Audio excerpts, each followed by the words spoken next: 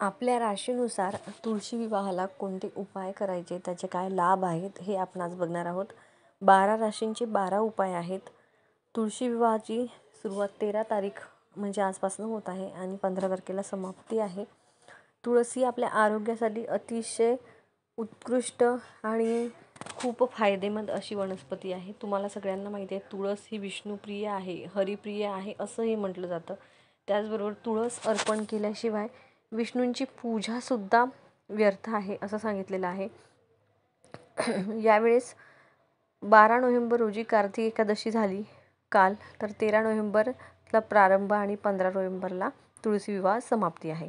तर मेष राशीवाल्यांनी तुळशी विवाहावेळी तुळशीला लाल रंगाचे वस्त्र अर्पण करावे, त्यानंतर धूप दीप नैवेद्य अर्पण करावा. असे केल्याने बहुतांश चिंता दूर होऊ शकतात अशी मान्यता आहे. त्याचबरोबर वृषभ राशीच्या लोकांनी अत्तर अर्पण करावं. असं केल्याने धनलाभाचे योग प्रबळ होतात, जीवनात ऐश्वर्य प्राप्त होऊ शकतं, ग्रहदोष दूर होण्यास सहाय्य होऊ शकतं अशी मान्यता देखील आहे. तुळशी विवाहावेळी मिथुन राशीच्या लोकांनी तुळशीला प्रिय असलेला गोड पदार्थाचा नैवेद्य दाखवावा. असे केल्याने नकारात्मकता दूर होऊन घरात सकारात्मकतेचा संचार होऊ शकतो असे सांगितले आहे.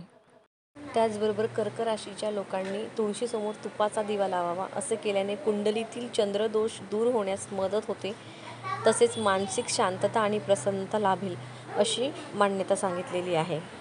त्याचबरोबर सिंह राशीच्या लोकांनी तुळशीला लाल फूल अर्पण करावं, तसेच सायंकाळी दिवा लावावा. असे केल्याने मानसन्मानात वृद्धी होते, त्याचबरोबर सुलभता येईल अशी देखील मान्यता आहे. तुळशी विवाह कालावधीत कन्या राशीच्या व्यक्तींनी तुळशीचे रोपटे मंदिरात दान करावे. असे केल्याने यश व प्रगतीचे मार्ग प्रशस्त होऊ शकतात, नोकरी व्यापारात येणाऱ्या अडचणी दूर होऊ शकतात असं देखील सांगितलं आहे. तुळ राशीच्या व्यक्तींनी तुळशीला पांढऱ्या रंगाचा समावेश असलेल्या मिठाईचा नैवेद्य दाखवावा. असे केल्याने घरातील सुख शांतता वृद्धिंगत होते आणि कुटुंबातील सदस्यांमधील प्रेम जिव्हाळा नातेसंबंध दृढ होतात असं देखील सांगितलं आहे. वृश्चिक राशीच्या व्यक्तींनी तुळशीला सौभाग्यालंकार अर्पण करावेत. असे केल्याने हितशत्रू आणि विरोधकांचा त्रास संभवत नाही. त्याचबरोबर न्यायालयीन प्रकरणामध्ये सकारात्मकता वार्ता मिळू शकते अशी मान्यता असल्याचे देखील सांगितले आहे. धनु राशीच्या लोकांनी तुळशीला हळद अर्पण करावी.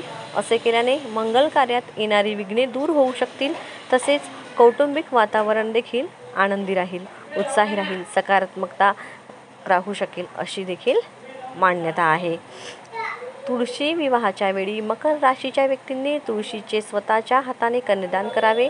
असे केल्याने मुलांच्या विवाहात येणाऱ्या अडचणी अडथळे दूर होण्यास मदत होते अशी देखील मान्यता आहे.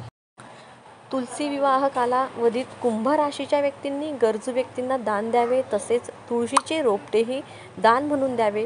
असे केल्याने शनिदेवतेचे शुभ आशीर्वाद प्राप्त होतात, तसेच अकाल मृत्यूचे भय राहत नाही, समस्या अडचणीवर मार्ग सापडत जातो अशी मान्यता आहे. त्याचबरोबर मीन राशीच्या लोकांनी तुळशीचे रोपटे लावावे. असे केल्याने नकारात्मक ऊर्जा दूर होऊन सकारात्मकतेचा संचार होतो. मात्र तुळशीचे रोपटे लावल्यानंतर तिथे शाळीग्राम ठेवावा असं देखील सांगितलं आहे.